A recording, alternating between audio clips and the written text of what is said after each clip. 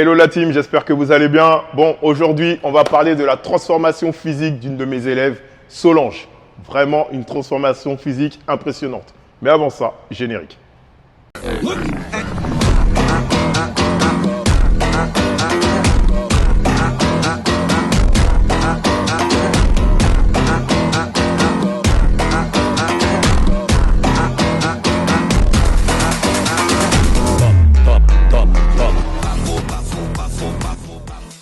Donc les amis, comme je vous le disais, aujourd'hui, on va parler de la transformation physique de Solange. Salut Solange. Salut. Ça va? Ça va. Impeccable, merci d'être venu. Donc voilà, Solange, c'est une élève qui m'a sollicité donc, pour un renforcement musculaire. Donc elle avait vraiment perdu du poids de elle-même et elle va nous en parler tout de suite. Déjà, qu'est-ce que tu fais dans la vie? Alors, moi, de base, je suis enseignante en maternelle. Mais cette année, je suis en congé de formation pour préparer un BTS diététique. Alors, j'ai toujours eu, il faut savoir que moi, j'ai toujours été en surpoids depuis toute petite. J'ai eu des périodes très compliquées. Je suis montée jusqu'à 80 kg et j'ai perdu du poids toute seule. J'ai perdu quasiment 30 kg toute seule. Bon, 30 kg toute seule? Ouais. Très bien. En combien de temps? On va dire sur une dizaine d'années. J'ai perdu, j'ai repris. Et en fait, il y a un peu plus de 2 ans maintenant, j'avais repris pas mal de ce que j'avais perdu. Et donc je me suis remise, là je me suis reprise en main, je me suis dit que ça allait plus. Donc je me suis remise au sport, crossfit, cross-training. Donc j'ai perdu énormément, sauf que j'ai perdu beaucoup de muscles. Et si je continuais, j'allais disparaître. Du coup, il fallait que je retravaille en salle, que je travaille sur les machines. Et je t'ai contacté et voilà. Très bien. Donc voilà, là on a un cas de figure où elle a réussi à perdre du poids seule. Parce que tout le temps, on parle de personnes qui n'arrivent pas à perdre du poids.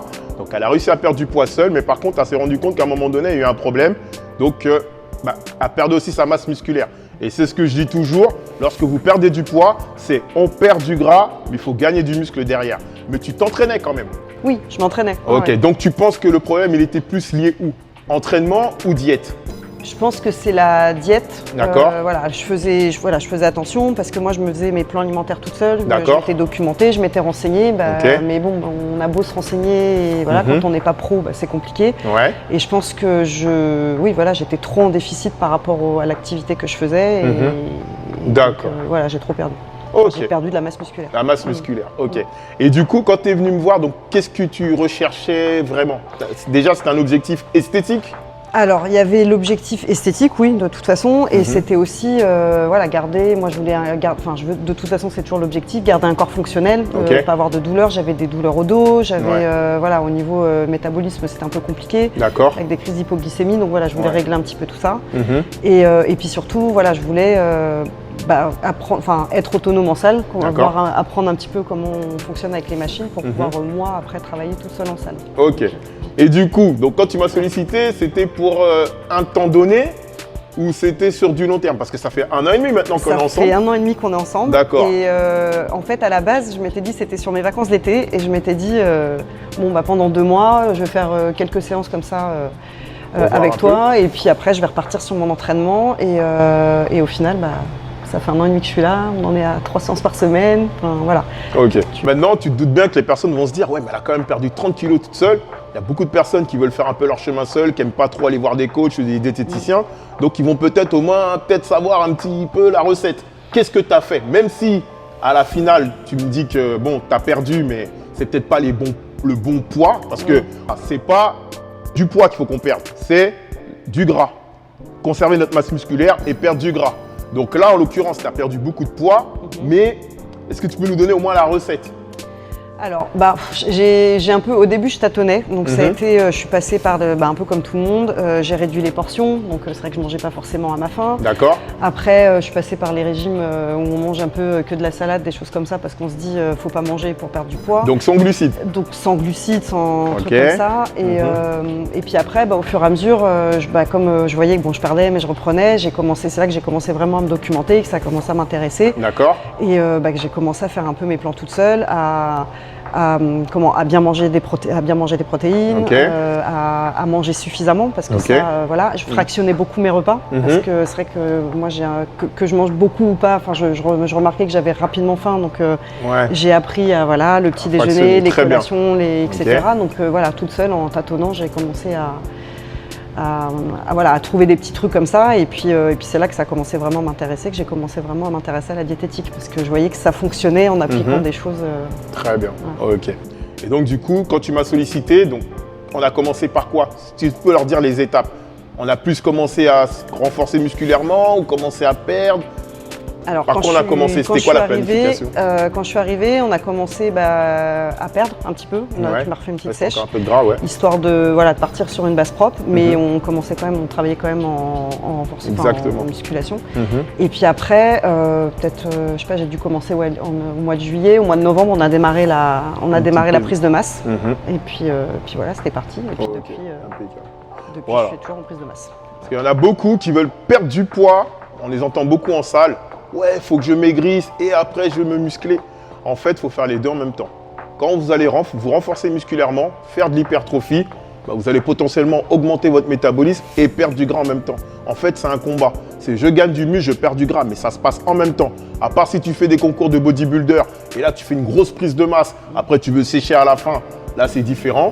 Mais dans un objectif de transformation physique, surtout pour un aspect santé, il faut se renforcer musculairement pour pouvoir consolider ses os. Parce qu'on a quand même, faut quand même consolider ça et perdre du gras en même temps. J'ai eu le cas de figure d'un élève qui m'a contacté et qui lui a perdu beaucoup de gras parce qu'il avait mis un anneau gastrique. Beaucoup de gras. Il ne s'est jamais renforcé musculairement et il faisait que de se blesser. Pourquoi? Parce qu'il n'y avait plus de gras, donc plus rien pour retenir ses os et il faisait que de se blesser. Et je lui ai dit, il aurait dû faire de l'hypertrophie. Donc là, c'est ce qu'on est en train de faire. Il se renforce musculairement, ça va un peu mieux. Et voilà, bon, ça prend du temps, mais voilà, tout simplement. Du coup, donc tu m'as dit que tu étais instit. Oui. Et que là, tu es dans une reconversion professionnelle et que tu veux te lancer dans la diète. C'est ça. Pourquoi? Alors, parce que, comme je t'ai dit, le fait de moi d'avoir un peu cherché toute seule, perdre du poids, c'est vrai que j'ai perdu ce poids toute seule, et ça a été très difficile. Donc c'est difficile pendant, c'est difficile après, parce que il y a l'aspect perte de poids, mais il y a tout l'aspect psychologique aussi. Ouais. Et c'est vrai que, en fait, je me dis, si moi je peux apporter l'aide dont j'ai pas pu bénéficier au début, c'est un peu dans cette optique-là, parce que déjà, tout ce qui est diététique, physiologie corporelle, tout ça, ça m'intéresse, mais c'est aussi dans le but d'aider les gens. C'est tout à fait ça. Moi, c'est le même principe. Pourquoi je suis devenu coach? À la base, j'étais tout maigre. Tout le monde se foutait de moi. Ouais, t'habites où? Ça dépend du vent. Et des choses comme ça. Donc, j'ai craqué. Je me suis dit, bon, je vais me faire... Pour moi, la transformation physique rimait avec charisme. À l'époque, c'était ça. Il fallait que je sois balèze, costaud. Donc, j'ai pris de la masse, mais beaucoup de masse. Jusqu'à après, j'ai fait une sèche parce que j'ai pris limite de la merde. Mais j'ai pris de la masse pour me construire une identité. Et après, je me suis dit, je vais aider les gens dans ce sens-là. Et la plupart du temps, quand on y arrive, parce que tout le monde y arrive avec de la motivation, derrière, on a envie d'aider les gens par un métier qui nous façonne. Moi, franchement, quand je fais ça, je prends du plaisir à le faire.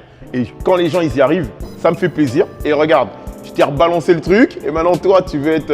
c'est ça. Voilà, tu veux aider accompagner les gens dans la diète. Et c'est très, très bien et je t'encourage. Donc, de toutes les manières, je vous mettrai dans la description son compte Insta. Donc, donnez-lui de la force. Et voilà, moi, je la soutiens sur ce projet-là. Mais avant tout, on va quand même aller s'entraîner. Allez, c'est parti. On va vous faire une petite séance bas du corps. Donc vous voulez vraiment se renforcer au niveau des quadri-ischio. Donc là, encore des courbatures des séances il y a 2 jours. Mais on va quand même vous faire plaisir et faire une petite séance. C'est parti. Allez, hop, c'est parti pour une séance cuisse avec 2 exercices en superset, agoniste, antagoniste. Donc là, on commence par l'échauffement global. Peu importe l'appareil cardiovasculaire, là, on a opté pour l'escalier. Comme ça, ça va bien lui préparer ses petites cuisses à l'effort. Ensuite, on enchaîne sur un échauffement spécifique. Là, en l'occurrence, on fait un petit mouvement d'essuie-glace pour bien préparer ses hanches. Ok. Donc, on va commencer par le squat. Ensuite, un petit peu de hip thrust. Pareil, pour pouvoir bien préparer les hanches, les articulations des hanches, très important. Là, on enchaîne sur un petit échauffement au niveau des ischio-jambiers. Et c'est parti. Donc, on va se diriger sur le plateau. On va commencer par du squat. Donc, avec une position qui va nous permettre de plus mettre l'accent sur les quadriceps. Voilà, toujours pareil son élève, au cas où, même si elle bosse très très bien. Voilà, on cherche pas trop l'amplitude, parce qu'on va faire un superset, comme je vous l'ai dit, pour pas qu'elle soit trop cramée. Voilà, une série de 10 voire 12 répétitions et on enchaîne direct par du soulevé de terre, jambes tendues, prise pronation, supination. Donc on serre bien les omoplates, elle se place bien. Et c'est parti, ok. On repère, on peut se dire mi-cuisse, mi-tibia. Mi-cuisse, mi-tibia, en serrant bien les omoplates. Voilà, pareil, série de 10 ou de 12. Vous faites 4 tours comme ça et c'est au top. Pour avoir un bon galbe de cuisse. Avec une charge, on va dire, entre 50 et 70%. Boum, là je la remotive, c'est reparti.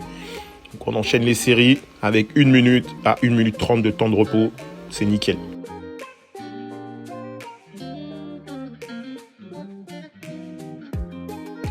Voilà, là on a gagné un peu plus en amplitude. Plus on avance dans la séance, plus on essaye d'avoir une bonne gamme montante en amplitude et en charge.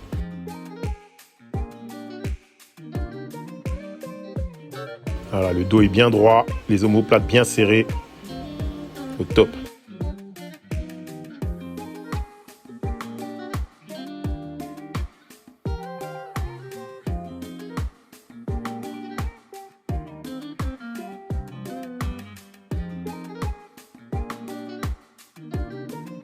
Ensuite, on enchaîne sur 2 mouvements d'isolation, à savoir le leg extension afin de solliciter uniquement ses quadris. Voilà. Avec une bonne amplitude, c'est pour ça que je place mes mains pour qu'elle monte vraiment bien haut et qu'elle sollicite bien ses quadriceps au max. Et direct, je lui propose d'enchaîner, regardez sa tête, elle est un peu surprise, directement sur le leg curl afin de solliciter ses ischio-jambiers. Voilà, pareil, un exercice en superset, agoniste-antagoniste, donc quadriceps juste derrière, ischio-jambiers. C'est pour ça qu'on les a préparés et échauffés lors de l'échauffement spécifique pour pouvoir bien les solliciter par la suite. Et là, pareil, travail d'amplitude, donc elle descend bien et elle enchaîne derrière. Donc le principe du superset, je vous le rappelle, c'est 2 exercices consécutifs qui vous permettent de solliciter les muscles en même temps.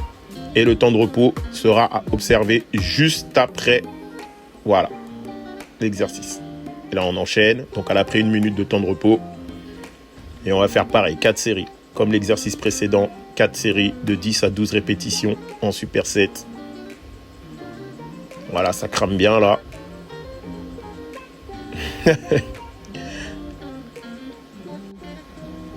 C'est ça le coaching aussi. Il faut qu'il y ait, comment dire, une bonne communication entre l'élève et le coach.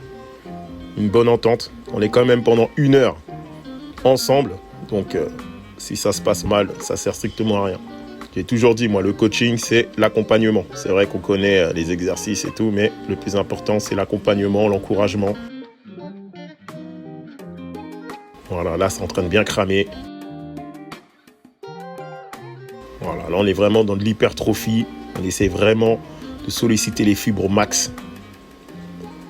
Voilà, impeccable. Donc voilà, fin de séance. Quel est ton ressenti? Moi, j'ai plus de jambes, ça a bien brûlé là, les cuisses, les ischios là. Impeccable. Donc voilà, on a de l'équation avec ton objectif. Franchement, tu as pris un bon gap au niveau des cuisses. Je suis très content. Donc voilà.